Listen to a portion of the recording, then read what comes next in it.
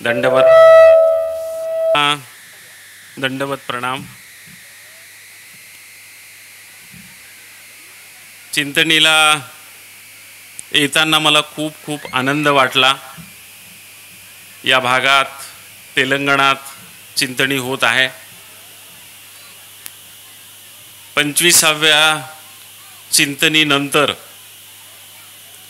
चिंतनी बंद करायचं असं बाबांनी ठरवलेलं होतं आणि ते कुणाला सांगायचं नाही, शेवटी समारोपात सांगायचं असं त्यांनी ठरवलेलं होतं।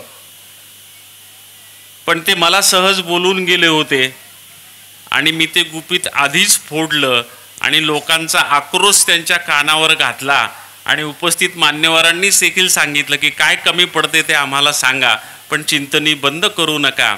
आणि पुढे चिंतनी ही सुरू राहिली।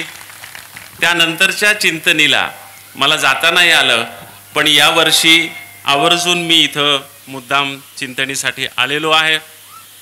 चिंतनी ही नेहमी जानेवारी महिन्यामध्ये असते। जानेवारी महिन्यामध्ये आमची सुगी सुरू असते, कवी लोकांची। सगळीकडं महाविद्यालयांच्या गॅदरिंग सुरू असतात, स्नेहसंमेलनं सुरू असतात, साहित्य संमेलनं सुरू असतात, चर्चासत्र सुरू असतात, परिसंवाद सुरू असतात। तिकडेही आम्ही पळत असतो। एक बार सेट कर लो, दोबारा हात मत लगाओ। मला ऐकू येतं ना नीट का कर्कश वाटतं? थोडं कमी करायचं का आवाज? राहू द्यायचा? हां। तर माझा तो प्रयोग यशस्वी ठरला। पण बाबाचं म्हणणं आहे की आता मी थकलोय, हे कुणतरी नव्या तरुणांनी येऊन सर्वार्थानं पुढं न्यावं। ज्या पद्धतीनं ते 25, 26, 27 वर्ष चाललं त्या पद्धतीनं तसे लोक पुढे येतील आणि ही चिंतनी 25व्या, 26व्या, 27व्या नव्हे तर 100व्या अधिवेशनापर्यंत चालत राहील, याची व्यवस्था आपण सगळ्यांनी केली पाहिजे। कारण तेव्हा आपण नसू 100व्या अधिवेशनाला चिंतनीच्या, पण आपले लेकरं असतील, आपले लेकरांपेक्षा आपले तुमचे तर नातू असतील, त्या सगळ्यांना या चिंतनीचा अनुभव घेता यावा। म्हणून ही एक परंपरा माणसाशिवाय, कुणा एका माणसाशिवाय कशी चालू राहील याचा दखल आपण घेतली पाहिजे। बाबांनी फार चांगल्या पद्धतीनं लोक बोलावले। बंडगर महाराज आणि मी, त्यांनी जे सांगितलं काय डोंगर काय झाडी, त्या बाबांनी, त्या आमदारांनी माझा एक मोठा 3 दिवसाचा कार्यक्रम त्यांच्या गावात सांगोल्याला घेतला होता आणि माझ्या एका कार्यक्रमाचं सूत्रसंचालन महाराजांच्याकडे होतं। पण त्यावेळेस महाराजांची नेमकी भेट झाली नाही, माझी काहीतरी तब्येत बरी नसल्यामुळे ते कार्यक्रमाला येऊ शकले नाही। आणि नंतर त्यांचा एक अभ्यासपूर्ण लेख कबीर आणि महाराष्ट्र या विषयावरचा माझ्या वाचनात आला आणि मी फोन करून त्यांना सांगितलं की हे फार महत्त्वाचं तुम्ही लिहिलेलं आहे। 8 दिवसापूर्वी वाराणसीला जी आपली महाराष्ट्रातली माणसं राहतात त्यांनी एक ग्रंथ काढायचा ठरवलं आणि माझा कबीरांवरचा व्हिडिओ यूट्यूबवरचा पाहून मला अशी विनंती केली की तुम्ही कबीर आणि महाराष्ट्र या विषयावर लिहा। म्हटलं माझा त्या विषयावर अभ्यास नाही, पण अभ्यास असणारा एक माणूस तुम्हाला सांगतो। तेव्हा वाराणसीच्या लोकांना मी ज्ञानेश्वर बंडगर यांचं नाव सुचवलं होतं आणि त्या वाराणसीच्या लोकांनी आवर्जून त्यांचा लेख त्या ग्रंथामध्ये प्रकाशित करण्यासाठी त्यांच्यावर मागून घेतला होता। त्यांचं वय खूप कमी आहे, तरुण आहेत, पण ते खूप अभ्यासू आहेत आणि फार चांगल्या पद्धतीनं तुमच्यासमोर बोलले। कधी कधी असं होतं की एकाच वेळेला बाबुळगावकर बाबा आणि माझ्या दोघांच्या लक्षात एखादा माणूस येतो। मला असं वाटतं की या माणसाला चिंतनीमध्ये बोलवायला पाहिजे। मी बाबांना सुचवण्याच्या आधीच बाबांनी त्या माणसाशी संपर्क केलेला असतो, त्यांनाही त्या माणसाचं महत्त्व कळालेलं असतं आणि बाबांनी त्या माणसाला बोलवलेलं असतं, तसं त्यांना बोलवलेलं आहे। कार्यक्रम पत्रिका जी तयार करण्यात आलेली आहे त्या कार्यक्रम पत्रिकेमध्ये माझ्या नावासमोर जो विषय दिलेला आहे त्यात काहीतरी चूक आणि घोटाळा झालेला आहे। बोलण्यात, फोनवर वगैरे सांगण्यामध्ये जो विषय दिलेला आहे तो खूप मोठा आणि वेगळा विषय आहे। त्या विषयावरचं माझं चिंतन नाही, मी साध्या सोप्या विषयावर बोलणार आहे। कारण मी दरवर्षी पाहतो चिंतनीला पुरुषांपेक्षा दुप्पट मोठ्या संख्येनं स्त्रिया उपस्थित असतात। ह्याच्यासाठी स्त्रियांपेक्षा पुरुषांनी जास्त टाळ्या वाजवायला पाहिजे खरं तर, की एवढ्या मोठ्या प्रमाणात आपल्या माय मावल्या बाहेर पडतात आणि त्या कार्यक्रमाला उपस्थित राहतात. बायकांना बाहेर पडायला बंदी असते, आपण बंदी घालतो. चक्रधर स्वामींनी बायकांना बाहेर पडायला परवानगी दिली, बायकांना मोठेपण दिलं आणि म्हणून मायबाई असा विषय घेऊन मी बोलावं असं ठरलं आणि त्या अनुषंगानं मी बोलणार आहे. स्त्रियांना सततच दुय्यम दर्जाची वागणूक दिली जात होती. त्यांना तुच्छ समजलं जात होतं. तुम्ही साधं पाहता की एखाद्या घरामध्ये काही वादविवाद चालला असेल, काही भांडण चाललं असेल किंवा काही महत्त्वाच्या गोष्टीची चर्चा चालली असेल तर बायका बैठकीत येऊन पुरुषांसोबत चर्चा करत नाहीत. कवाडाच्या आडवं उभं राहून त्या ऐकतात काय चाललेलं आहे ते. त्यांना काय वाटतं ते कुणीही विचारत नाहीत. त्यांचा विचार लक्षात घेतला जात नाहीत. एखाद्या बाईला उत्स्फूर्तपणे वाटलं की समोर जे चाललंय बैठकीमध्ये त्यात काहीतरी थोडं आपणही सुचवावं म्हणून हळू आवाजात एखादी बाई मधून जर बोलली की हे असं असं, तर तो जो नवरा असतो तो लगेच म्हणतो गप्प बस ग रांड, तुला काय कळतं. अशा प्रकारे स्त्रियांना वागणूक दिली जात होती. समतेची वागणूक दिली जात नव्हती. बायकांना बरोबरीनं बसू दिलं जात नव्हतं. बायकांना बरोबरीनं वागवलं जात नव्हतं. त्या काळामध्ये 800 वर्षापूर्वी चक्रधर स्वामींनी स्त्रियांना समतेची नव्हे बरोबरीची वागणूक दिली.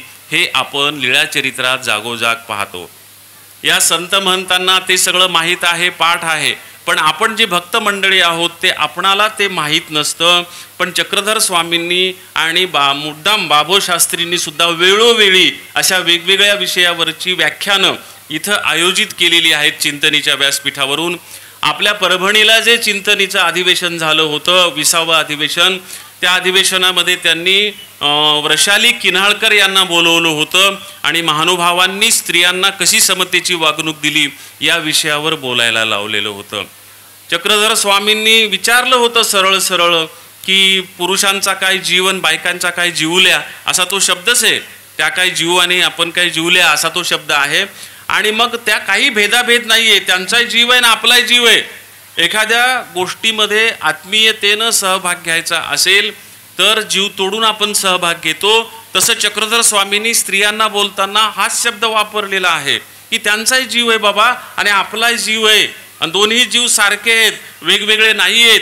ते चक्रधर स्वामींनी त्यांच्या त्या काळामध्ये सांगितलं. आणि म्हणून इतक्या मोठ्या प्रमाणामध्ये लीळाचरित्रात महानुभाव पंथात तेव्हापासून आतापर्यंत आपणाला स्त्रियांचा सहभाग असलेला दिसतो.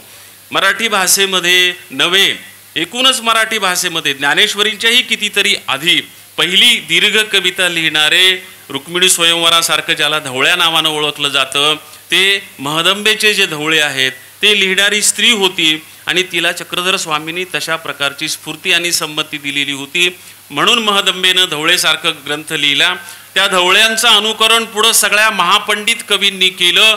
स्वतः नरेंद्राला वाटलं की याच विषयावर आपण महाकाव्य लिहिलं पाहिजे म्हणून त्यांनी रुक्मिणी स्वयंवर लिहिलं. एकनाथ महाराजांना सुद्धा वाटलं की आपणही याच्यावरच ग्रंथ लिहिला पाहिजे म्हणून त्यांनी लिहिला. अशी एक रुक्मिणी स्वयंवराची परंपरा सगळ्या संप्रदायामध्ये निर्माण झाली. त्याची सुरुवात महानुभाव पंथानं केली आणि त्याची सुरुवात एका स्त्रीनं केली आणि त्या स्त्रीचं नाव महदंबा. म्हणून महदंबा ही मराठी भाषेतली आद्य कवयित्री आहे आणि तिनं हे क्रांतिकारक पाऊल त्या काळामध्ये उचललं होतं आणि तिला बरोबरी घेण्याचं क्रांतिकारक पाऊल चक्रधर स्वामींनी उचललेलं होतं. म्हणून चक्रधर स्वामींनी किती बारीक बारीक बारीक बारीक गोष्टी सांगितल्या. सर्व प्रकारचे विटाळ चक्रधर स्वामींनी बाजूला केले. म्हणजे अस्पृश्यानं स्पृश्य माणसाला शिवलं तर विटाळ होत होता, तो तर विटाळ त्यांनी बाजूलाच केला. पण प्रत्येक महिन्यात 3 दिवस स्त्रीला सुद्धा विटाळ गृहीत धरला जायचा, तिचा स्पर्श करू दिला जात नव्हता. त्या काळामध्ये चक्रधर स्वामींनी सांगितलं की आम्हाला विटाळ पिटाळ काही नाही, आम्हाला सुतक पितक काही नाही. आणि म्हणून ती एक बाई म्हणत होती की बाबा मला तुम्हाला काहीतरी करून खाऊ घालावं असं वाटतं, पण मी तुम्हाला करून खाऊ घालत नाही कारण मी विटाळसी आहे. स्वामी म्हणाले आम्हाला त्याचा काही संबंध नाही, तुम्ही स्वयंपाक करा, मी जेवतो. इतरांना नुसतं तोंडानं सांगितलं असतं की समतेची बाजू घ्या, तर लोक नुसतेच म्हणले असते, ती महाराजांनी जसं सांगितली वांग्याच्या भाजीची कथा, की लोकांना सांगतो सगळं ब्रह्मज्ञान आणि स्वतः कोरडा पाषाण. तसं चक्रधर स्वामींनी केलं नाही, त्याचं उदाहरण घालून दिलं आणि त्या विटाळच्या बाईला सांगितलं की बाई तू स्वयंपाक कर, तो स्वयंपाक मी आत्ता जेवतो, मला आता भूक लागलेली आहे. आणि त्या बाईच्या हातचा स्वयंपाक खाऊन सांगितलं की इथून पुढं ते करू नका. आणि ते सांगितलं की हे अशुद्धतेचं नव्हे, हे शुद्धतेचं प्रतीक आहे. आपल्या शरीराला 9 द्वारं आहेत आणि त्या 9 द्वारातून जो मळ बाहेर पडतो त्यापैकी हे एक द्वार आहे आणि मळ बाहेर टाकण्याचं शरीर शुद्ध करण्याचं ते प्रकरण आहे. तेव्हा ह्याला विटाळ समजू नका, हे चक्रधर स्वामींनी सांगितलेलं होतं. जे चक्रधर स्वामींनी सांगितलं तेच इकडं वारकरी संप्रदायामध्ये मोठ्या मोठ्या संतांनी नाही सांगितलं, पण त्यांच्यापैकी एक स्त्री होती वारकऱ्यांच्या मध्ये, त्या जनाबाईनं हेच सांगितलं. जनाबाई मोठी क्रांतिकारक स्त्री होती. त्या जनाबाईंच्या विषयी तुम्ही अनेक गोष्टी ऐकल्या असतील, जनाबाई विषयीच्या जात्यावरच्या ओव्या पण तुम्ही ऐकल्या असतील. त्या जनाबाईनं जे अभंग लिहिलेले आहेत ते अभंग जर आपण ऐकले तर आपल्या लक्षात येईल की महदंबेसारखं, चक्रधर स्वामी सारखेच क्रांतिकारक विचार जनाबाईनं सुद्धा तिच्या आयुष्यात आचरणात आणलेले होते. जनाबाईचा एक अभंग आहे, फार सुंदर अभंग आहे, बऱ्यापैकी तुम्हाला तो माहिती असेल, मोठ्या मोठ्या गायकांनी तो गायलेला आहे की डोईचा पदर आला खांद्यावरी, भरल्या बाजारी जाईल मी. जनी म्हणे देवा, डोईचा काय महाराज, डोईचा पदर आला खांद्यावरी, भरल्या बाजारी जाईल मी. पंढरीच्या पेठे मांडिले पाल, मनगटावर तेल घाला तुम्ही. आणि शेवटी म्हटलेले जनी म्हणे देवा, मी झाले वेसवा, निघाले केशवा घर तुझे. हा अभंग जनाबाईनं 800 वर्षापूर्वी लिहिलेला आहे. आणि काय म्हटलेलं आहे, डोईचा पदर आला खांद्यावरी, मी डोक्यावर पदर घेणार नाही, मी खांद्यावर पदर ठेवील माझा. कधी म्हणते आहे, 800 वर्षापूर्वी म्हणते आहे. तो काळ कसा होता, सहज वाऱ्यानं जरी बाईच्या डोक्यावरचा पदर उडाला तर तिचा नवरा कुऱ्हाडीनं तिचं डोकं फोडीत असे, असा तो काळ होता. त्या काळामध्ये संत जनाबाई म्हणते मी डोक्यावरून पदर घेणार नाही, डोईचा पदर आला खांद्यावरी आणि भरल्या बाजारी जाईल मी. मी घरात बसून देखील राहणार नाही, दाराच्या आडून बोलणार नाही, मी बाहेर येईल, भरल्या बाजारात जाईल, पुरुषाच्या खांद्याला खांदा देऊन माझं कर्तृत्व सिद्ध करील. भरल्या बाजारी जाईल मी. पंढरीच्या पेठे मांडिले पाल, या पंढरीच्या बाजारात बाकीच्या संतांच्या बरोबरीनं मी माझंही पाल मांडणार आहे.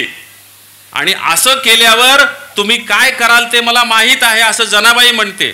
तुम्ही काय कराल, तुम्ही बोमलाल जनाबाईंच्या नावानं, हे मला माहिती आहे, तुम्ही माझ्या नावानं बोमलाल. पण जनाबाई म्हणते बोंबलायला माझी हरकत नाही, पण बोंबलले जास्त, तुम्ही लय बोंबलणार मला माहिती आहे, जास्त बोंबलले तर तुमचं मनगट दुखल, तुमचे ओठ दुखतील, म्हणून मला तुमची कीव येते. म्हणून ती म्हणते डोईचा पदर आला खांद्यावरी, भरल्या बाजारी जाईल मी.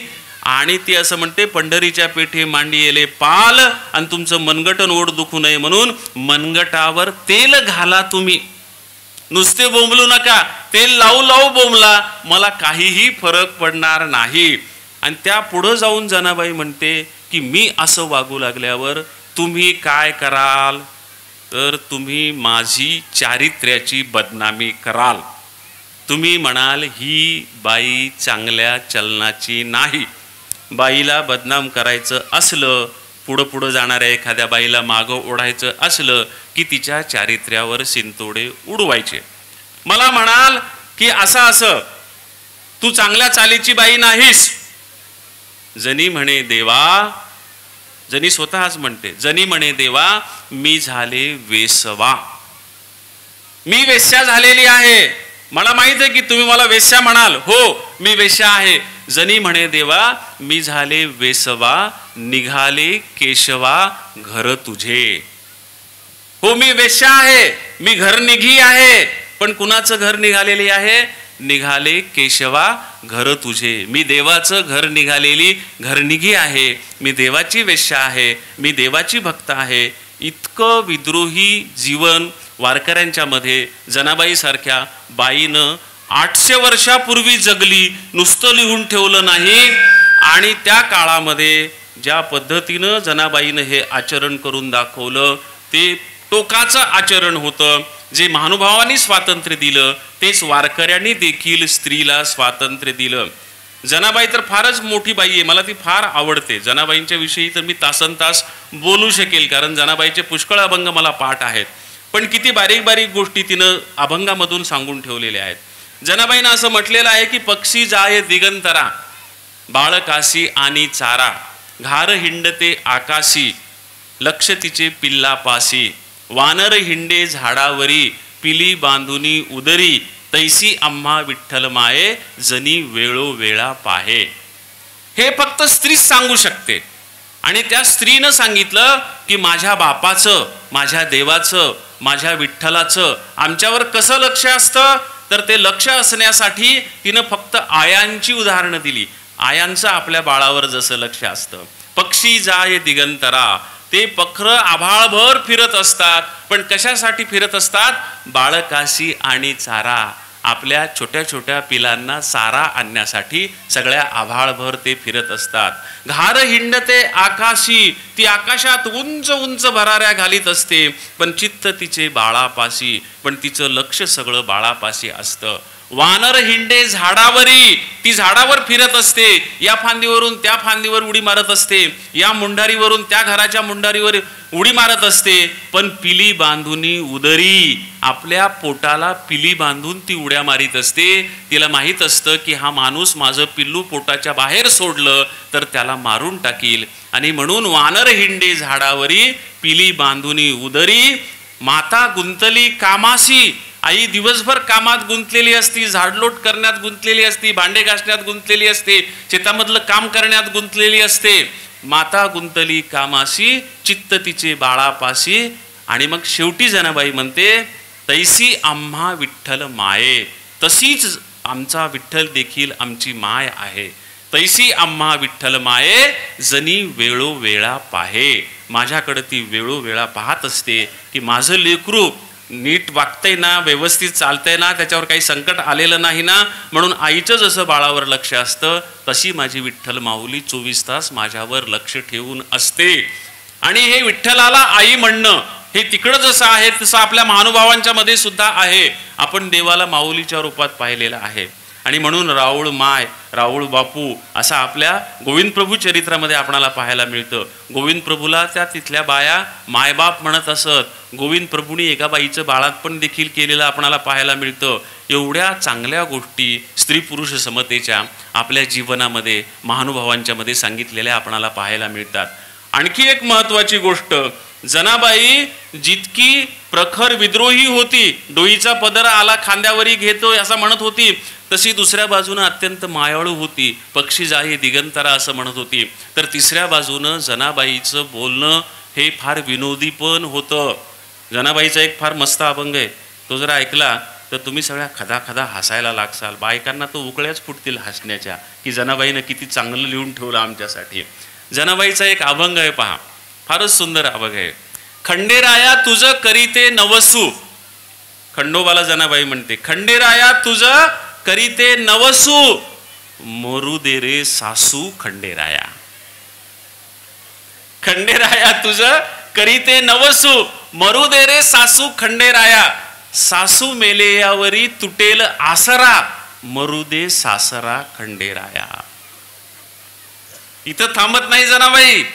खंडेराया तुझं करीते नवसू, मरू दे रे सासू खंडेराया, सासू मेले यावरी तुटेल आसरा, मरू दे सासरा खंडेराया. सासरा मेले यावरी मला दुःख नाही होणार, सासरा मेले यावरी होईल आनंद, मरू दे ननंद खंडेराया. ननंद मेले यावरी होईल मोकळी. सासू मेली, सासरा मेला, ननंद मेली, आता कोणीच राहिलं नाही. ननंद मेले यावरी होईल मोकळी, गळा घालीन झोळी भंडाराची. आणि शेवटी जनाबाई म्हणते, जनी म्हणे देवा सगळेच मरू दे, जनी म्हणे देवा सगळेच मरू दे, एकटीच राहू दे पायापाशी. अर्थात हा अभंग रूपकात्मक अभंग आहे. जनाबाई ज्या काळात अभंग लोकांसमोर सादर करत होती, जनाबाई ज्या काळात लोकांसमोर कीर्तन करत होती, त्या काळातले लोक आताच्या सारखे बसून असणारे नव्हते. 24 तास काम करणारे, कष्ट करणारे, राबणारे होते. कष्ट करून घरी आले, स्वयंपाक केला, अंधार पडला की जेवण झालं की गुडूप झोपायचे. त्यांना झोप आवरत नसे. कीर्तनाला कितीही समोर बसलं तरी ते सारखे डुलक्या द्यायचे. अशा लोकांना डुलक्या येऊ नये म्हणून अशा प्रकारच्या विनोदी अभंगातून त्यांना जागवण्याचं काम आणि त्यांना जगवण्याचं काम जनाबाई करत होती. या अभंगामध्ये जरी सासू सासरा ननंद असं म्हटलं असलं तरी हे सगळे षडरिपू आहेत माणसाच्या शरीरामध्ये असलेले.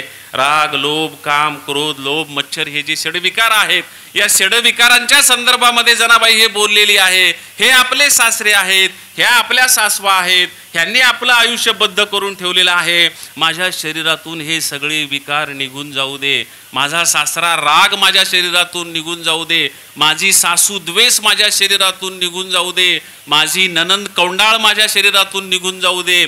आणि माझा शुद्ध कोरा आत्मा देवा तुझ्या पायाशी राहू दे. म्हणून जनी म्हणे देवा मी झाले बेसवा, निघाले केसवा घर तुझे, असं जशी ती म्हणत होती तशीच जनाबाई इथं असं म्हणते की जनी म्हणे देवा सगळेच मरू दे, एकटीच राहू दे पायापाशी.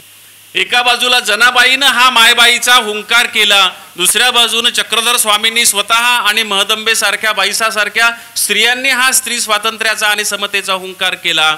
आणि त्याच्यानंतर मुस्लिमांचं आक्रमण आपल्या देशावर झालं आणि वारकऱ्यांनी आणि महानुभावांनी स्त्रीला दिलेलं स्वातंत्र्य नष्ट करण्यात आलं. पुरुषांचंही स्वातंत्र्य कमी झालं होतं, पण पुरुषांनी स्त्रियांचं स्वातंत्र्य त्याच्यापेक्षा कमी केलं.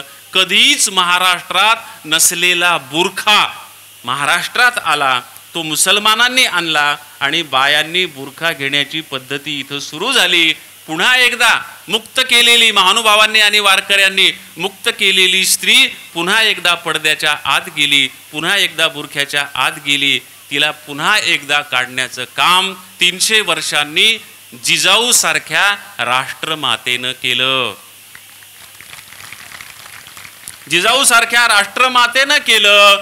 कारण 300 वर्षाच्या गॅप नंतर पुन्हा एकदा स्त्री समोर आली, पुन्हा एकदा स्त्री उभी राहिली आणि त्या स्त्रीनं आपला मुलगा या संपूर्ण देशाला गुलाम बनवणाऱ्या मुस्लिम सत्तेच्या विरोधात उभा केला आणि या देशाला पुन्हा एकदा स्वातंत्र्य मिळवून दिलं. म्हणून जिजाऊंच्या संदर्भामध्ये मी स्वतः लिहिलेली एक कविता होती की पाखराच्या पंखावरी चढले शेवाळ, पाखराच्या पंखावरी चढले शेवाळ, पावसाने झोडपिली मानसे मवाळ, थोर तुवा दया केली जिजाऊ माऊली, झडपल्या वासरांची झालीस गाऊली, बैल दिले नांगराला फाळही दिलास, काळवावर धावणारा काळही दिलास. हे जिजाऊंच्या जीवनाचं जे सत्व आहे, ते जिजाऊंच्या जीवनाचं सत्व आपणाला पुन्हा एकदा महदंबेनंतर, पुन्हा एकदा जनाबाई नंतर त्या जिजाऊंच्या रूपामध्ये पाहायला मिळतं. त्या कवितेमध्ये सुरुवातीचा एक शब्द आहे, तो फारसा कोणाच्या लक्षात आला नसण्याची शक्यता आहे. पाखराच्या पंखावरी चढले शेवाळ, अशी त्या कवितेची सुरुवात आहे. इतिहासाचार्य राजवाडे यांनी जी महिकावतीची बखर संपादित केलेली आहे, त्या बखरीच्या प्रस्तावनेमध्ये त्यांनी असं म्हटलेलं आहे की तो काळ जेव्हा जिजाऊंनी शिवाजी उदयाला आणला, तो काळ कसा होता तर इथला स्थितिशील काळ होता, स्थितिशील समाज होता, काहीच बदल इथं घडत नव्हता.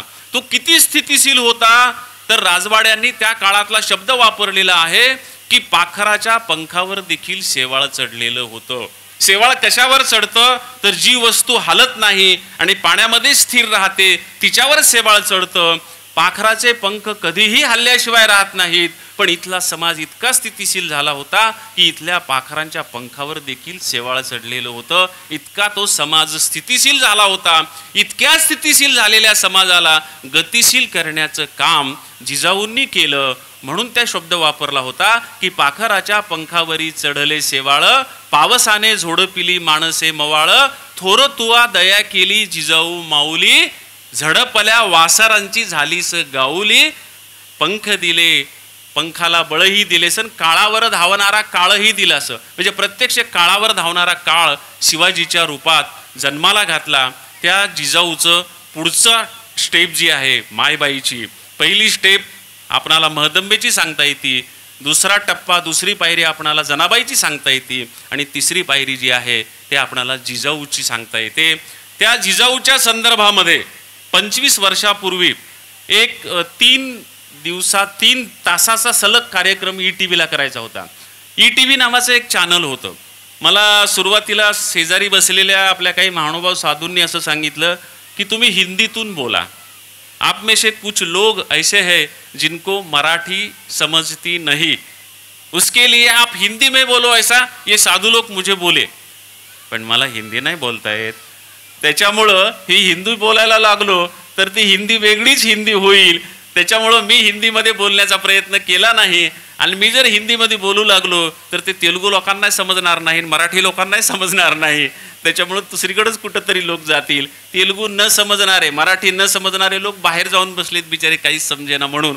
आणि मी हिंदी बोलू लागलो तर हे मराठी लोकही बाहेर जाऊन बसतील आणि रिकाम्या मंडपामध्ये मला भाषण करावं लागेल. म्हणून मी ते हिंदी बोलण्याचा प्रयोग जो आहे तो प्रयोग इथं केलेला नाही.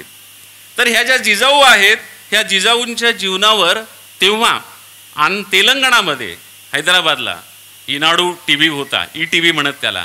तेव्हा इतर कुठलीही चॅनल निघालेली नव्हती. एक सह्याद्री होता आणि एकमेव दुसरं चॅनल होतं ते ETV चॅनल होतं. त्या ETV चॅनलवाल्याने असं ठरवलं की जिजाऊंच्या जीवनावर सलग 3 तासाचा कार्यक्रम करायचा. राज साळुंखे म्हणून त्यांचे कार्यक्रमाचे निर्माते होते, ते परभणीला माझ्याकडे आले आणि म्हणाले, सर आम्हाला जिजाऊंच्या जीवनावर 3 तासाचा सलग कार्यक्रम करायचा आहे, आम्हाला स्क्रिप्ट लिहून द्या, संहिता लिहून द्या. मग मी दिली त्यांना संहिता लिहून. जिजाऊंच्या जन्मापासून ते मृत्यूपर्यंत, निधनापर्यंत, त्यांच्या देहांतापर्यंत 20 गाणी लिहून दिली. 20 गाणी. त्याच्यामध्ये एक गाणं जे आहे बालपणावरचं ते मी लिहिलेलं नव्हतं, ते मी नंतर लिहिलं. मी ती गाणी दिल्याच्या नंतर राज साळुंखे मला म्हणाले की सर याच्यामध्ये जिजाऊंच्या बालपणावरचं गाणं नाही. म्हटलं जिजाऊंच्या बालपणाची माहितीच उपलब्ध नाही. ते म्हणाले माहिती उपलब्ध करणं तुमचं काम आहे, मिळवा कुठून तरी आणि ती आम्हाला गाणं लिहून द्या. मग मी खूप प्रयत्न केला. मुंबई मराठी ग्रंथ संग्रहालयात जाऊन बसलो, इतिहास संशोधकांना भेटलो, जिजाऊंच्या बालपणाची काही माहिती मिळते का? काहीही माहिती मिळेना. एक इतिहास संशोधक भेटले, ते म्हणाले एका ओळीची माहिती उपलब्ध आहे जिजाऊंच्या संदर्भातली, लहानपणातली. म्हणलं काय माहिती उपलब्ध आहे? ते म्हणाले जिजाऊ जेव्हा लहान होत्या 5 वर्षाच्या, तेव्हा होळीच्या दिवशी 7 वर्षाच्या शहाजीच्या अंगावर त्यांनी रंग टाकले, त्या दिवशी त्यांची सोयरीक झाली. म्हटलं त्यांची वय लहान आहेत, पण ही माहिती काही बालपणाविषयी नाही, ती सोयरिकीची माहिती आहे. तेव्हा बालपणाची माहिती मिळेना. मग अशा वेळेला टेन्शन आलं मला. मी राज साळुंखेंना सांगितलं की माहिती मिळत नाही, सबब मी गाणं लिहू शकत नाही. ते म्हणाले सर ते गाणं लिहिल्याशिवाय आपणाला आपला कार्यक्रमच पुढं नेता येणार नाही. मग मला आलं टेन्शन. टेन्शन आल्यावर कोण काय करतं माहीत नाही. माझा एक उपाय आहे, टेन्शन आलं की मी पोटभर जेवत असतो. त्याचं कारण सांगतो तुम्हाला. पोटभर जेवलं की गाढ झोप लागते, गाढ झोप लागली की सुंदर स्वप्न पडतात आणि सुंदर स्वप्न पडलं की टेन्शन संपून जातं. ज्या दिवशी जिजाऊच्या बालपणावर गाणं लिहायचं टेन्शन ETVनं मला दिलं, त्या दिवशी मी पोटभर जेवलो, गाढ झोपलो, मला सुंदर स्वप्न पडलं आणि स्वप्नामध्ये आल्या प्रत्यक्ष राष्ट्रमाता जिजाऊ. म्हणाल्या बाळा गेल्या अनेक दिवसापासून मी पाहते आहे, तू माझ्यावर छान छान गाणी लिहितो आहेस, आज का रे तू टेन्शनमध्ये दिसतोस? म्हटलं माय तुझ्या लहानपणावर गाणं लिहायचंय आणि माहिती मिळत नाही. म्हणाला एवढंच का? म्हणालं माझ्यासाठी आज हेच मोठं टेन्शन आहे. म्हणाले मग घे लिहून. त्यांनी मला त्यांच्या बालपणाची जी माहिती स्वप्नात दिली, ती माहिती मी तेव्हा इकडच्या तेलुगू TVला मराठी गाण्यामध्ये लिहून दिलेली होती. ते गाणं तेव्हा अत्यंत लोकप्रिय असं गाणं होतं. ते फक्त बालपणाचं गाणं त्या 20 गाण्यापैकी जिजाऊच्या मी तुम्हाला म्हणतो आणि पुढं आपला विषय घेऊन जाऊयात. ते जे गाणं आहे त्या गाण्याचे शब्द आहेत, एकुलती एक लाडाची लेक जिजाऊ शिकते भाला फेक. त्या बालपणाचं वर्णन आहे. एकुलती एक या शब्दाचा अर्थ एकटी मुलगी, बरोबर आहे ना? पण या गाण्यामध्ये तो एकुलती एक हा शब्द मी विशेष अर्थानं वापरला होता. तो विशेष अर्थ हा होता की ज्या कुळात जिजाऊ जन्माला आल्या त्या कुळात 3 पिढ्यात कुणी स्त्री जन्माला आलेली नव्हती. आधीच्या पिढीत कुणी स्त्री जन्माला आली नाही म्हणजे जिजाऊला आत्या नव्हती. बरोबरीच्या पिढीत कुणी स्त्री जन्माला आली नाही म्हणजे जिजाऊला बहीण नव्हती. नंतरच्या पिढीत कुणी स्त्री जन्माला आली नाही म्हणजे जिजाऊला मुलगी नव्हती. 3 पिढ्यात एकच स्त्री जन्माला आली, तिचं नाव जिजाबाई. म्हणून कदाचित 3 पिढ्यांची स्त्री शक्ती तिच्यामध्ये एकवटली असेल आणि तिनं शिवाजीसारखं नररत्न जन्माला घातलं असेल, त्या जिजाऊच्या बालपणाची ही कविता. माझा एक प्रॉब्लेम आहे, खरं तर मला व्याख्यान जमत नाही, भाषण प्रवचन जमत नाही. मी कवी माणूस आहे. मला कविता म्हणायला लावल्या की मग मी तासन तास कविता म्हणतो. किती वेळ, मला काही सांगायची गरज नाही, हातात कागद घ्यावा लागत नाही, काही नाही. पण मला बाबांनी भाषण करायला सांगितलं, त्याच्यामुळं माझा जीव तळमळत होता, म्हणून मी आता या कवितेवर आलेलो आहे. त्यामुळे मी आता कविता म्हणणार आहे. पण माझी दुसरी एक खोड आहे की मला एकट्याला कविता म्हणता येत नाही. त्याच्यामुळं तुम्हाला सहभाग द्यावा लागतो. आणि तो सहभाग म्हणजे तुम्ही कविता म्हणायचा नाही, तुम्ही फक्त टाळ्या वाजवायच्या. आणि त्या टाळ्या अर्थात मी हाताची खून करील तशा वाजवायच्या. भाषण करायची सवय नसल्यामुळे भाषण करून माझा घसा कोरडा पडला, एक घोटभर पाणी पितो. मी तुम्हाला टाळ्या ह्याच्यासाठी वाजवायला की बाहेर जे फिरायले ते लेकरं पण मध्ये येतील, माणसं पण मध्ये येतील, अरे काहीतरी वेगळं चाललंय मध्ये म्हणून. असं एकुलती एक लाडाची लेक, जिजाऊ शिकते भाला फेक. एकुलती एक लाडाची लेक, स्पीड वाढवू नका, हातात लक्ष ठेवा माझ्या.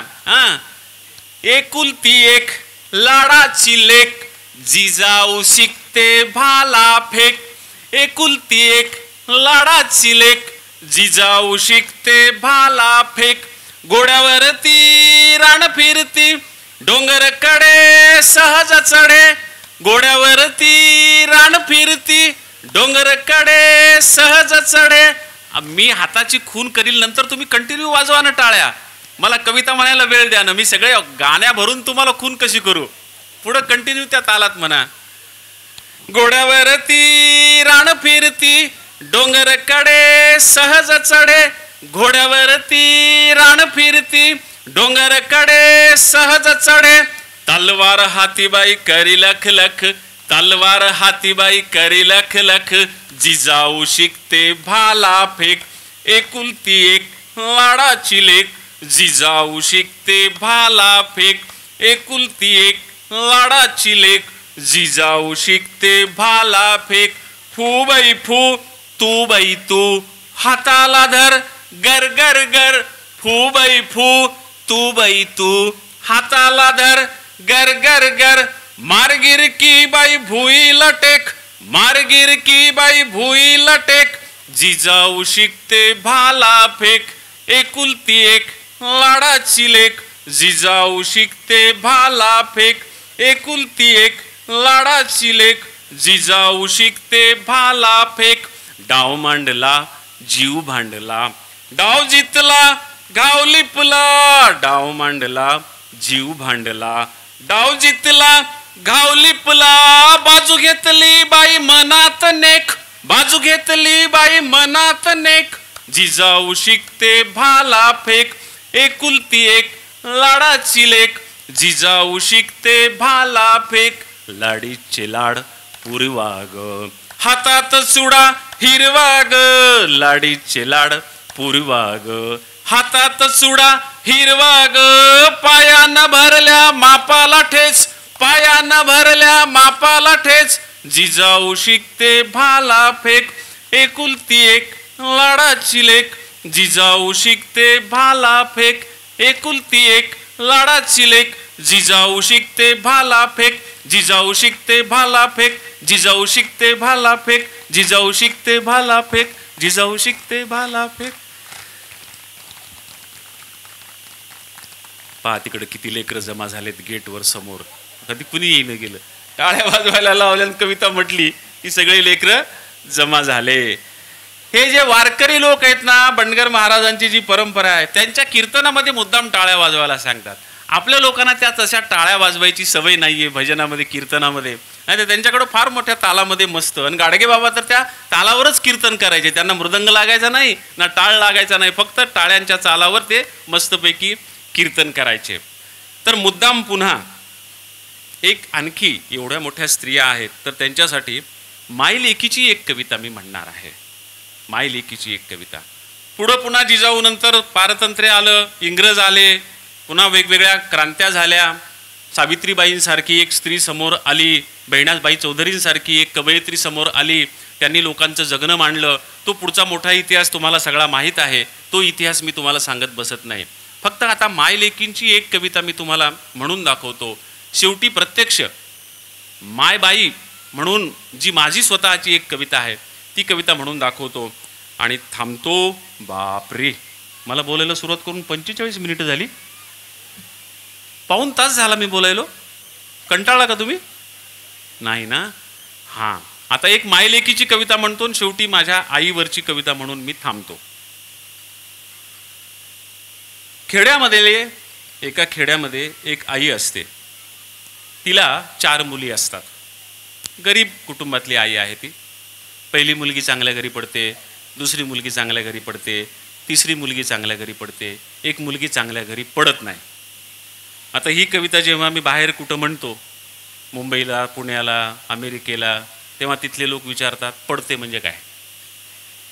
तर पडते म्हणजे दिल्या जाते हे त्यांना माहीत नसतं. ती म्हणाली पहिली मुलगी चांगल्या घरी पडली, दुसरी मुलगी चांगल्या घरी पडली, तर पडली म्हणजे काय, तर त्यांना ते सांगावं लागतं.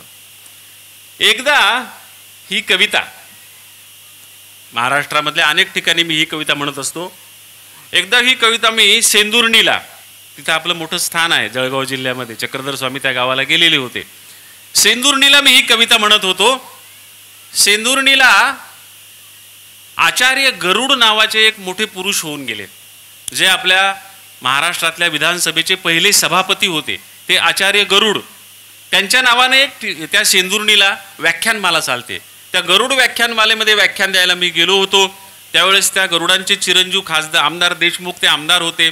ते व्यासपीठावर बसलेले होते. मी कविता म्हणत होतो. ही कविता असाच मोठ्या प्रमाणामध्ये स्त्रिया त्या गावात व्याख्यानाला आल्या होत्या. म्हटलं मोठ्या महिला आल्या तर आपण मायलेकीची कविता म्हणूयात. म्हणून मी ही कविता म्हणायला सुरुवात केली आणि समोरून एका बाईनं मोठ्यानं रडायला सुरुवात केली. मोठ्यानं रडायला सुरुवात केली. मग सगळी सभा स्तब्ध झाली. मीही थांबलो. म्हटलं काय झालं, कशामुळे ही बाई रडते आहे. माझ्या शेजारी बसलेले जे खासदार आमदार होते तिथं अध्यक्ष, ते उठून गेले, त्या बाईच्या जवळ गेले. त्यांनी त्या बाईचं डोकं खांद्यावर घेतलं, थोडंसं त्यांची पाठ थोपटली, काहीतरी बोलले. ते पुन्हा वर व्यासपीठावर आले आणि मला सांगितलं की ती माझी बहीण आहे. तुमच्या कवितेत एका मुलीची जी शोकांतिका सांगितली तशीच माझ्या ह्या बहिणीच्या एका मुलीची शोकांतिका झाली. म्हणून तुम्ही कविता म्हणताना बेसावधपणे तिला रडू फुटलं, पण तिला ही संपूर्ण कविता ऐकायची इच्छा आहे. ती आता मी सावध होते आणि रडू आवरून मी सरांची कविता ऐकते, तर मला कविता ऐकवा असं त्यांनी सांगितलं आणि म्हणून मी तिथं ती कविता पूर्णपणे ऐकली होती. एकदा अमेरिकेमध्ये पहिलं विश्व मराठी साहित्य संमेलन झालं होतं. त्याला आता 10 वर्ष होऊन गेली. तिथं सुद्धा समोर 3000 महाराष्ट्रीयन बाया होत्या, पण त्या सगळ्या श्रीमंत कुटुंबातून गेलेल्या बाया होत्या. अमेरिकेला गेलेल्या म्हणजे श्रीमंत कुटुंबातून गेलेल्या. तिथं ही कविता म्हणावी की नाही असा विचार करत करत मी ती कविता म्हटली आणि ती कविता म्हटल्यानंतर नंतरच्या 3 दिवसात या साहित्य संमेलनामध्ये जेवणाच्या मंडपामध्ये आपल्या महाराष्ट्रातल्या तिथल्या बाया माझ्या भोवती जमा व्हायच्या आणि म्हणायच्या, सर तुम्ही आम्हाला रडवलं हो. म्हटलं काय झालं रडायला. ही एका खेड्यातल्या गरीब माईची लेकीची कविता आहे, तुम्ही तर श्रीमंत कुटुंबातून आलेल्या आहात. त्या म्हणाल्या तुम्ही कवितेमध्ये काय कुठल्या अर्थानं सांगितले ते सोडून द्या. तुमची कविता ऐकताना आम्हाला असं वाटलं की भारतात राहिलेली आमची आई आणि अमेरिकेत आलेल्या आम्ही तिच्या लेकी असा अर्थ आम्ही घेतला, म्हणून आम्हाला रडू आलं. तर ही कविता माईची आणि लेकीची. ती जी लेक चांगल्या घरी पडत नाही, त्या लेकीमध्ये त्या माईचा सगळा जीव गुंतलेला असतो. तिला वाटतं की त्या लेकीनं पुन्हा पुन्हा माहेराला यावं आणि माहेरचा पाहुणचार घेऊन जावा, म्हणून त्या लेकीला ती निमंत्रण पाठवते. ती अर्धी कविता आणि लेक त्या माईला उत्तर देते, ती अर्धी कविता. पहिलं जे लेकीचं लेकीला माईचं गेलेलं निमंत्रण आहे, त्या निमंत्रणाची कविता ती अशी आहे की उभ्या उभ्या आड रातर येऊन जाय ग लेकी. उभ्या उभ्या आड रातर येऊन जाय ग लेकी. आड रात्र म्हणजे एका मुक्कामापुरतं कवय नाही, तुम्हाला सांगायची गरज नाही, तुम्ही सगळे त्याच याच्यातून आल्यामुळं. उभ्या उभ्या आड रातर येऊन जाय ग लेकी. तिथं आता सुरू असल उन्हाचा कहार, इथं आता पिकली ग आंबेराई फार. तिथं आता सुरू असल उन्हाचा कहार, इथं आता पिकली ग आंबेराई फार. रसाळीचे 4 आंबे खाऊन जाय ग लेकी. उभ्या उभ्या आड रातर येऊन जाय ग लेकी. उभ्या उभ्या आड रातर येऊन जाय ग लेकी. विहिनीच्या टोमण्यानं कान किटला असल, रोज रोज शिळी भाकर जीव इटला असल. विहिनीच्या टोमण्यानं कान किटला असल, रोज रोज चटणी भाकर जीव इटला असल. तुपा संग पुरणपोळी खाऊन जाय ग लेकी, उभ्या उभ्या आड रातर येऊन जाय ग लेकी. संग मंग गुज बोलू रात जागून काढू, संग मंग गुज बोलू रात जागून काढू. आनंदानं हसू दोघी आनंदानं रडू. संग मंग गुज बोलू रात जागून काढू, आनंदानं हसू दोघी आनंदानं रडू. सकुनाचा हिरवा चुडा लेवून जाय ग लेकी, उभ्या उभ्या आड रातर येऊन जाय ग लेकी, उभ्या उभ्या आड रातर येऊन जाय ग लेकी. रातंदिस काम तुला इसावाबी नसल, रातंदिस काम तुला इसावाबी नसल. लंबे लंबे बाल तुहे गुत्ता झाला असल. रातंदिस काम तुला इसावाबी नसल, लंबे लंबे बाल तुहे गुत्ता झाला असल.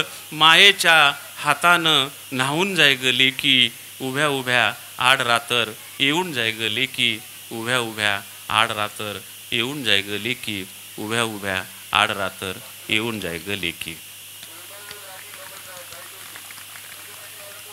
ही जी माईची निमंत्रण पत्रिका आहे ती लेकीला पोचली, पण लेक धावत पळत येत नाही.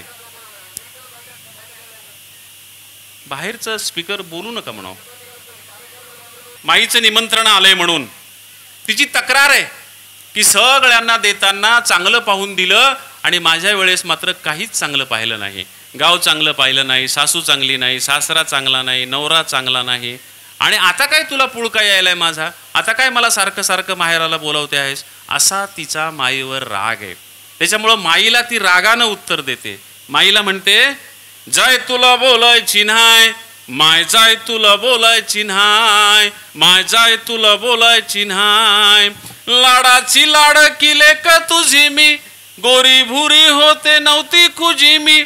लाडाची लाडकी लेक तुझी मी, गोरी भुरी होते नव्हती खुजी मी. जावयात पाहिलंस काय, जावयात पाहिलंस काय, माय जाय तुला बोलायची न्हाय माय, जाय तुला बोलायची न्हाय. दूध तूप देऊन लखवला मला, किती लाड केलेस तुम्ही माहेरी असताना. दूध तूप देऊन लखवला मला, दुपारी दही तू चाखवला मला. दूध तूप देऊन लखवला मला, दुपारी दही तू चाखवला मला. पण सासूची खाल्ली हाय, सासूची खाल्ली हाय, माय जाय तुला बोलायची न्हाय माय, जाय तुला बोलायची न्हाय. बापाची दाढी लुचायची मी, पटक्याला तोंड पुसायची मी. बापाची दाढी लुचायची मी, पटक्याला तोंड पुसायची मी. सासऱ्याची डिवते गाय, सासऱ्याची डिवते गाय, माय जाय तुला बोलायची न्हाय माय, जाय तुला बोलायची न्हाय. माहेरी होता विहीर माळा, माहेरी होता विहीर माळा, पाटाच्या पाण्याचा पायाला लळा. माहेरी होता विहीर माळा, पाटाच्या पाण्याचा पायाला लळा. सासरी पोळतात पाय, सासरी पोळतात पाय, माय जाय तुला बोलायची न्हाय माय, जाय तुला बोलायची न्हाय. पाहून दिलास डोंगरी गाव, सकुणी कावळा करीना काव.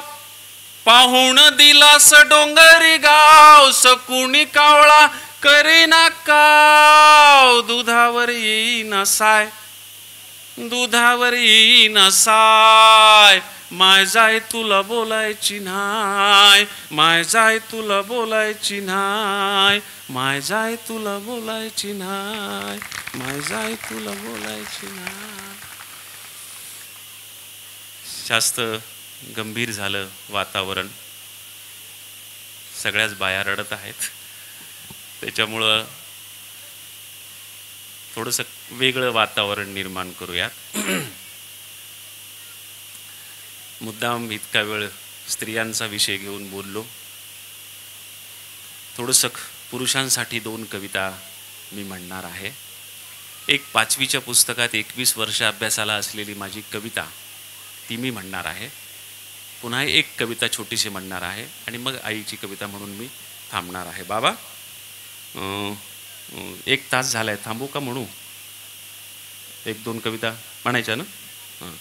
कारण बाबा फार वेळेचे भोगते आहेत. वेळेवर सगळ्यांना सुरू करतात, नाही तर वरी येऊन बाबा माईक बाजूला घेतात, म्हणतात थांबा तुमचा वेळ झाला आता. एकदा मी पाहिलं बरं का बंडगर महाराज, एकदा मी पाहिलं विधानसभेचे आपले सभापती, हो काय बरं त्यांचं नाव, आपले नाही आपले औरंगाबादचे हरिभाऊ बागडे, विधानसभेचे सभापती हो. एवढा मोठा माणूस, आणि यायला कार्यक्रमाला उशीर केला. आमच्या परभणीलाच यायला कार्यक्रमाला उशीर केला. कार्यक्रमाला उशीर केल्यावर बाबांनी तोपर्यंत दुसरा माणूस उभा केला, भाषण सुरू केलं आणि बागडे नानाला कॅबिनमध्ये घेऊन गेले. म्हणाले तुम्ही कार्यक्रमाला उशीर केल्यामुळं तुमचा कार्यक्रम तुमच्याऐवजी पर्यायी माणूस उभा करून सुरू केलाय, तुम्ही चहा घ्या परत जा म्हणले. आता इतके ते वेळेचे भोगते. 2-3 दिवसापासून तुम्ही पाहत असाल सगळं वेळेवर सुरू करतात, वेळेवर संपवतात. त्याच्यामुळं मी त्यांना विचारलं, परवानगी घेतली त्यांची. तर ह्या 2 कविता म्हणून, आईची कविता म्हणून शेवटी मी थांबतो. पटपट म्हणतो, आता बोलत नाही जास्त. एक कविता टाळ्या न वाजवता मी एकटा म्हणतो. खरं तर तिलाही टाळ्या वाजवल्या तर मजा येते, पण नको, मी एकटा म्हणतो. आणि मग दुसऱ्या कवितेला तुम्हाला टाळ्या वाजवायला सांगतो.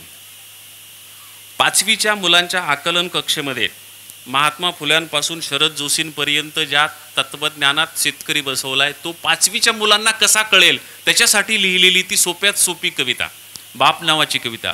ती 5वीला अभ्यासाला होती आणि 21 वर्ष होती. इथल्या तरुण मुलांपैकी अनेकांना ते अभ्यासक्रमामध्ये असेल देखील. ती कविता मी म्हणतो. शेतामध्ये माझी खोप, तिला बोराटीची झाप, तिथं राबतो कष्ट तो माझा शेतकरी बाप. शेतामध्ये माझी खोप, तिला बोराटीची झाप, तिथं राबतो कष्ट तो माझा शेतकरी बाप. लेतो अंगावर चिंध्या, खातो मिरची भाकर, काढी उसाची पाचट, जगा मिळाया साखर. काढी उसाची पाचट, जगा मिळाया साखर. काटा त्याच्याच कापाई, त्यानं काय केलं पाप. काटा त्याच्याच कापाई, त्यानं काय केलं पाप. शेतामध्ये माझी खोप, तिला बोराटीची झाप, तिथं राबतो कष्ट तो माझा शेतकरी बाप. माझा बाप शेतकरी, उभ्या जगाचा पोशिंदा. माझा बाप शेतकरी, उभ्या जगाचा पोशिंदा. त्याच्या भाळी लिहिलेला रात दिस काम धंदा. कष्ट सारे त्याच्या हाती, दुसऱ्याच्या हाती माप. कष्ट सारे त्याच्या हाती, दुसऱ्याच्या हाती माप. शेतामध्ये माझी खोप, तिला बोराटीची झाप, तिथं राबतो कष्ट तो माझा शेतकरी बाप. बाप फोडी तो लाकड, माय पेटविते चुल्हा. बाप फोडी तो लाकड, माय पेटविते चुल्हा. घामा मागल्या पिठाची काय चव सांगू तुला. आम्ही कष्टाचंच खातो, जग करी हा पाहाप. आम्ही कष्टाचंच खातो, जग करी हा पाहाप. शेतामध्ये माझी खोप, तिला बोराटीची झाप, तिथं राबतो कष्ट तो माझा शेतकरी बाप. शेतामध्ये माझी खोप, तिला बोराटीची झाप. आणि ह्या अशा शेतकऱ्यांनी जेव्हा आत्महत्या करायला सुरुवात केली तेव्हा शरद जोशींनी माझ्याकडून मुद्दाम लिहून घेतलेली आणि महाराष्ट्रभर लोकांपर्यंत पोचवलेली, बाबा आमटेंनी त्यांच्या आनंदवनात स्वतःच्या हातानं लिहून ठेवलेली, गोविंद पानसरे यांनी भगतसिंग जन्मशताब्दीच्या वर्षात कवितेचं पोस्टर करून देशभर पोचवलेली ही जी कविता आहे ती कविता तुमच्यासमोर म्हणतो. ही कवितेला तुम्ही टाळ्यांची साथ द्यायची, चालेल ना? शिक बाबा शिक, लढायला शिक, कुणब्याच्या पोरा आता लढायला शिक.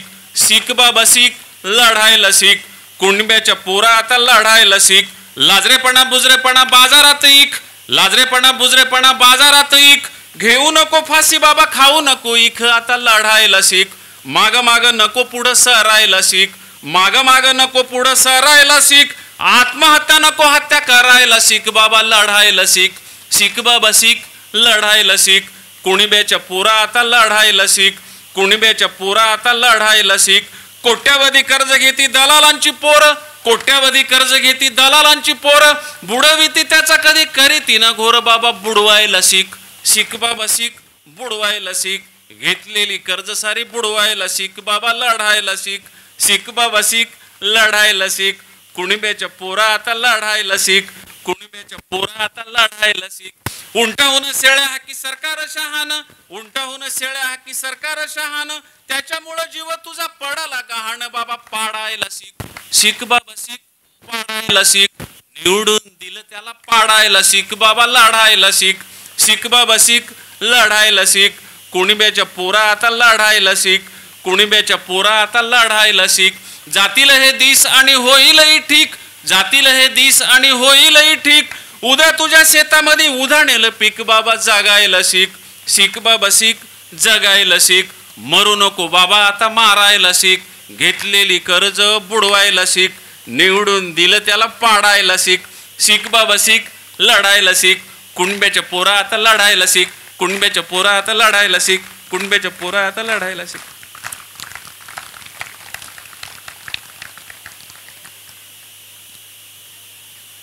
आता शेवटची कविता, मुद्दाम माझ्या आईवरची ती कविता मी म्हणतो. ही कविता म्हटल्यानंतर मी काही बोलण्याच्या मनस्थितीत राहत नाही, म्हणून नेहमी मी ही कविता शेवटी म्हणत असतो. माझी आई तुमच्यासारखीच होती. शेवटच्या काळात तिनं दीक्षा घेतलेली होती आणि अतिशय कट्टरपणे महानुभाव धर्माचं आचरण ती करायची. ती माहेरची महानुभाव नव्हती, काटाळ होती. काटाळ म्हणजे वारकरी देखील नव्हती. बंडगर महाराज आपल्या महाराष्ट्रामध्ये 3 आहेत, काटाळ, भवाळ आणि वारकरी. वारकरी म्हणजे विठ्ठलाचे भक्त, महानुभाव म्हणजे चक्रधर स्वामी श्रीकृष्णाचे भक्त. काटाळ म्हणजे मांसाहारी, जे विठोबा बिरोबा देवीचे भक्त, ते काटाळ. काटाळ तर काटाळ, भवाळ आणि वारकरी. तर आम्ही भवाळ. माझी आई वारकरी असली तर चाललं असतं, पण ती काटाळ होती. काटाळ मांसाहारी कुटुंबातून आलेली. पण तिनं लग्न होऊन माझ्या वडिलांच्या इथं आल्यावर आणि तिला महानुभाव पंथ माहीत झाल्यावर ती इतकी कट्टर झाली की तिने भावांना सांगितलं, तुम्ही तुमचा मांसाहार बंद केला तरच मी माहेराला येईल, नाही तर माहेराला येणार नाही. माझी माय भावांनी मांसाहार बंद करेपर्यंत 12 वर्ष माहेराला गेली नाही. 12 वर्ष माहेराला गेली नाही. आईला भेटावं वाटलं तर मला मधल्या रस्त्यानं पाठवायची. पांदणीनं मी जायचो, आजीला हाताला धरून घेऊन यायचो माईला भेटायला. पण माझी माय माहेरात गेली नाही. तिनं पण केला होता की तुम्ही मांसाहार सोडल्याशिवाय मी तुमच्या घरी येणार नाही. तर ही बाई इकडं आल्यावर एवढी कट्टर झाली की तिनं ठरवलं दीक्षा घ्यायची. आपण दीक्षा घेतल्याशिवाय मरायचं नाही. या गृहस्थाच्या कपड्यात आपणाला मरायचं नाही. देवानं आपल्याला जवळ घेतलं पाहिजे म्हणून तिनं दीक्षा घ्यायची ठरवलं. पण त्याच्या आधी तिची अशी इच्छा होती की आपल्या पोटाला आलेल्यापैकी एखादं लेकरू आपण देवाला सोडावं. आम्ही 4 भावंड होतो, 4 बहिणी होतो. एक भाऊ माझा इथं आलेला देखील आहे, तो हैदराबादलाच असतो. आम्ही 8 भावंड म्हणजे बहीण भाऊ. पण आईनं ठरवलं की याच्यापैकी एक आपण देवाला अर्पण करू. म्हणून आईनं सगळ्या लेकरांच्याकडं पाहिलं आणि तिनं ठरवलं की हे लेकरू देवाला अर्पण करण्यासारखं आहे, ते लेकरू मी होतो. माझी निवड केली की याला मठावर सोडायचं. आईनं संकल्प सोडला, पण आजीनं उपोषण केलं. आजी म्हणली माझ्या नातवाला परत आणल्याशिवाय मी जेवणार नाही. लोक गेले, त्याची आजी जेवण झाली, परत द्या. मठातले बुवा म्हणाले देवाला सोडलेला जीव परत नेला की मरतो, जिवंत राहत नाही. लोक म्हणाले याला परत नाही नेलं तर त्याची आजी मरेल, कारण तिनं उपोषण सुरू केले, जेवत नाही. मग याच्यावर काय उपाय? शेवटी माझ्या बदल्यामध्ये एक गाईचं वासरू जीवाला जीव बदली म्हणून सोडला आणि मला परत घेतलं. माझ्या आजीमुळं मी संसारात आलो, नाहीतर मीही बाबा महानुभाव झालो असतो, महंत झालो असतो, कदाचित सगळ्यात मोठा महंत झालो असतो, सांगता येत नाही. तर अशी माझी ती आई, माझ्या आईनं इतकं नैष्टिक जीवन आचरण केलं. माझ्या माईनं दीक्षा घेतली शेवटच्या काळात. दीक्षा आम्हाला वाटत होतं दीक्षा घेतलं आपल्याला सोडून जाणार आई, तसं जाऊ नये आईनं. केळकर बाबांनी दीक्षा दिली वसमतच्या. काही दिवस 5-6 महिने बाबांच्याकडे राहिली. शेवटी आम्ही घेऊन आलो. तर तिनं अट घातली, मी तुझ्या घरी राहते पण मी तुमच्या घरचं अन्न खाणार नाही, कारण मी पण केलेलं आहे. ही दीक्षा घेतल्यानंतर फक्त भिक्षेचंच अन्न खाईल. त्याच्यावर एक पर्याय शोधून काढला. माझ्या घरातली एक खोली आश्रम म्हणून तिला अर्पण केली. त्या आश्रमातून तिनं निघायचं, माझ्या घरातल्या स्वयंपाकघराच्या दारात यायचं, तिथं भिक्षा मागायची. माझ्या बायकोनं तिला किती अन्न लागतो, तिचा आहार किती आहे ते माहीत होता. एकदाच ताटात वाढून द्यायचं, त्या झोळीत ठेवायचं आणि तिनं तिच्या आश्रमात जाऊन जेवण करायचं, तिच्या खोलीमध्ये जाऊन जेवण करायचं. कारण पुन्हा काही मागून घेत नसे ती एकदा त्या ताटात दिल्याच्या नंतर, कारण भिक्षेचं फक्त अन्न खायचं असा तिचा पण होता. अशी ती कट्टर माझी आई. आमचे बाबू शास्त्री एकदा आले होते. ती शेतातली निंदन कुरपण करणारी बाई, निरक्षर होती, तिला काही पण येत नव्हतं, पण तिला किती सूत्र पाठ होती, किती स्तोत्र पाठ होती, किती आरत्या पाठ होत्या. ते बाबू शास्त्रींनी त्याचं नवल केलेलं आहे. तेव्हा अशी ती नैष्टिक असलेली माझी आई, त्या आईच्या जीवनातली एक कविता जी आईशी आणि माझ्याशी संबंधित आहे ती मी तुम्हाला म्हणून दाखवणार आहे. खरं तर मागच्या 1 एप्रिलला माझ्या आईला जाऊन 10 वर्ष झाली. 10 वर्ष झाली. त्या निमित्तानं एक पुस्तकच आम्ही तयार केलं, तुमची आमची माय नावाचं. कारण माझी माय माझी आई असल्यामुळं, मी पुढं लोकप्रिय कवी झाल्यामुळं माझी माय पण लोकप्रिय झाली, पॉप्युलर झाली. त्याच्यामुळं मराठी चित्रपटसृष्टीतले अनेक हिरो हिरोईन माझ्या आईचे मित्र झालेले होते. आणि महाराष्ट्राचे उपमुख्यमंत्री R.R. पाटील जे गृहमंत्री पण होते, ते पण माझ्या आईचे दोस्त झाले होते. ते घरी आले की माझ्या आईच्या बाजेवर बसायचे. त्यांनीसुद्धा या ग्रंथासाठी R.R. पाटलांनी माझ्या आईवर लेख लिहिलेला आहे. बाबू शास्त्रींनी माझी आई जी पाहिली तो पण लेख लिहिलेला आहे. तो आईच्या दशकपूर्तीनिमित्त तुमची आमची माय नावाचा ग्रंथ, हैदराबादला जो माझा भाऊ असतो त्यांनी मुद्दाम शाही याच्यामध्ये तो प्रकाशित केला. तो ग्रंथ आम्ही मुद्दाम इथं आणलेला आहे. तो ग्रंथ आणि बाकीची माझी कवितेची पुस्तकं, कारण मी 3-4 कविता म्हटल्या, मी शेतकऱ्यांवर 500 कविता लिहिल्या, शेतकरी सोडून दुसऱ्या विषयावर कविता लिहिल्या नाही. तर शेतकऱ्यांच्या कवितेची काही पुस्तकं, त्या 500 कवितांचं पण एक पुस्तक, ती पुस्तकं सवलतीत आमचे प्रकाशक इकडच्या डाव्या बाजूच्या टेबलवर ठेवतील. ज्यांना कुणाला उत्सुकता आहे त्यांनी या डाव्या बाजूच्या टेबलवर पुस्तकं पाहायला, माझी कविता म्हणणं झाल्यानंतर यायला हरकत नाही. तर माझ्या आईला मी विचारलं, माय मव्हा जन्म कव्हा झाला, आपल्या मराठवाड्यातली भाषा. तेव्हा माझ्या आईनं माझ्या जन्माची मला जी कहाणी सांगितली ती कहाणी मी तुम्हाला सांगतो आणि थांबतो. ही कविता म्हणल्यानंतर मी काही बोलण्याच्या मनस्थितीत राहत नाही. त्याच्यामुळं मी ही कविता म्हणण्याच्या आधी पुन्हा पुन्हा मला बाबा चिंतनीला बोलवतात, तुमच्या सगळ्यांचं दर्शन घडवतात. त्याबद्दल बाबांचे खूप खूप आभार मानतो.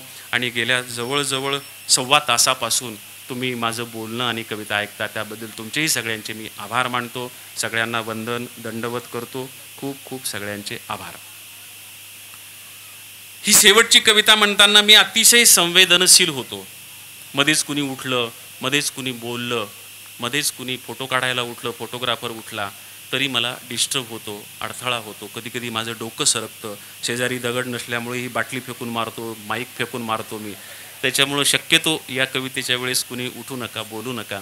तर शेवटची कविता, कारण ती अतिशय संवेदनशील अशी कविता आहे. मला जन्म देताना आईची अवस्था काय झाली ते सांगणारी ती कविता आहे. ती नेहमीच मी कार्यक्रमाच्या शेवटी म्हणत असतो. आमच्या ह्या समोर बसलेल्या आईनं, मला वाटतं ही 4थी-5वी वेळ आहे त्यांची ती कविता ऐकण्याची, समोरच्या आईच्या आमच्या. त्या प्रत्येक वेळी चिंतनीला उपस्थित असतात, सगळ्यात समोर बसतात, सगळे भाषणं कार्यक्रम अतिशय लक्षपूर्वक ऐकतात. त्यांच्या चेहऱ्याकडे पाहून बोलणाराला बाबा नेहमी उत्साह येतो, प्रेरणा येते. त्या समोर बसल्या की बोलणारा फार बोलत जातो छानपैकी. आणि तुमच्या वेळेची मर्यादा मग त्याच्यामुळे त्याला पाळता येत नाही. त्याच्यामुळं तुम्हाला वेळेची मर्यादा पाळायची असली तर या बाईला समोर बसू देत जाऊ नका, म्हणजे मग सगळे लोक वेळेची मर्यादा पाळतात. कारण ती माझ्या सेम आईसारखी दिसते. ती समोर बसली की कोण्या माणसाला तो एवढा मायाळू चेहरा म्हाताऱ्या माणसाचा पाहिला आणि त्याच्या चेहऱ्यावर आपल्या भाषणाला प्रतिसाद मिळतोय म्हणलं की माणूस बोलत जातो. तर ती शेवटची माझ्या आईनं मला सांगितलेली माझ्या जन्माची कहाणी. दो जीवाची माय मही गेली दूरच्या शेताला, पोटा पाण्याच्या वढीनं जीव कामात गुतला. दो जीवाची मायमही गेली दूरच्या शेताला, पोटा पाण्याच्या वढीनं जीव कामात गुतला. वटी आलेल्या वटीव धुडक्याची एक वटी, एकीमधी गर्भ तान्हा एक कापसाच्या सटी. वटी आलेल्या वटीव धुडक्याची एक वटी, एकीमधी गर्भ तान्हा एक कापसाच्या सटी. बोंड बोंड एचतानी झाली दुपार इखाली, माये गेली सावलीला झोपाळल्या तुरी खाली. आसपासच्या रानात नाही माणसाचा थारा, चिडी चिप्प पाखराची भर उन्हाचा पहारा. घास कुटका खाऊन जरा टेकविली पाठ, आल्या एकाएकी कळा हातपाय झाले ताठ. घामाघूम झाली माय कावरली बावरली, रेटा देऊन हाताला कशी बशी सावरली. सावरता सावरता कळ उठली जोरात, आड रानात हारण थर कापली उरात.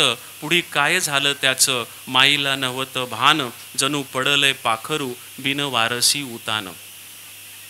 आसपासच्या रानात नाही माणसाचा थारा, चिडी चिप्प पाखराची भर उन्हाचा पहारा. घास कुटका खाऊन जरा टेकविली पाठ, आल्या एकाएकी कळा हातपाय झाले ताठ. घामाघूम झाली माय कावरली बावरली, रेटा देऊन हाताला कशी बशी सावरली. सावरता सावरता कळ उठली जोरात, आड रानात हारण थर कापली उरात. दो जीवाची मायमही गेली दूरच्या शेताला, पोटा पाण्याच्या वढीनं जीव कामात गुतला. वटी आलेल्या वटीव धुडक्याची एक वटी, एकीमधी गर्भ तान्हा एक कापसाच्या सटी. बोंड बोंड एचतानी झाली दुपार इखाली, माये गेली सावलीला झोपाळल्या तुरी खाली. आसपासच्या रानात नाही माणसाचा थारा, चिडी चिप्प पाखराची भर उन्हाचा पहारा. घास कुटका खाऊन जरा टेकविली पाठ, आल्या एकाएकी कळा हातपाय झाले ताठ. घामाघूम झाली माय कावरली बावरली, रेटा देऊन हाताला कशी बशी सावरली. सावरता सावरता कळ उठली जोरात, आड रानात हारण थर कापली उरात. पुढी काय झालं त्याचं माईला नव्हतं भान, जणू पडलंय पाखरू बिन वारसी उतान. आली सुदीवर तव्हा कुस रिकामी झालेली, मातीवर वल्ला गोळा माती तोंडात गेलेली. बाळा तीन झाली माय जशी सीता वनवासी, लव अंकुश खेळले जसे झाडा झुडपाशी. खाली वरी धुडक्यात कापसाच्या डालीमधी, मला घालून माईन डाल उचलली आधी. नाही अंगामधी बळ तरी माय तरारली, वल्ली कच्ची बाळा तिनं नदीमधी उतरली. माय झाली वसुदेव सूर्य झाला नागफणा, माय झाली वसुदेव सूर्य झाला नागफणा. तरी धीराच्या माईनं नाही वाकू दिला कणा. माय सांगती अशाच कव्हा गोष्टी जुन्या पाण्या, तुह्या जन्माच्या येळला बाळा नव्हत्या रे कण्या. कसं फुटावरे दूध कशी भरावं कंबर, पोट जगविलं तव्हा कच्चे खाऊन उंबर. असा झाला तुहा जन्म झाली सगळ्याची दैना, काय सांगू एक एक तुह्या जलमाची कहना. भर उन्हात जन्मलास माती तोंडात घेऊन, भर उन्हात जन्मलास माती तोंडात घेऊन. वाढलास एवढा तू धान मातीचं खाऊन, मातीसाठीच जगावं मातीसाठीच मरावं. मातीसाठीच जगावं मातीसाठीच मरावं. बाळा माती लई थोर तिला कसं इसरावं, बाळा माती लई थोर तिला कसं इसरावं.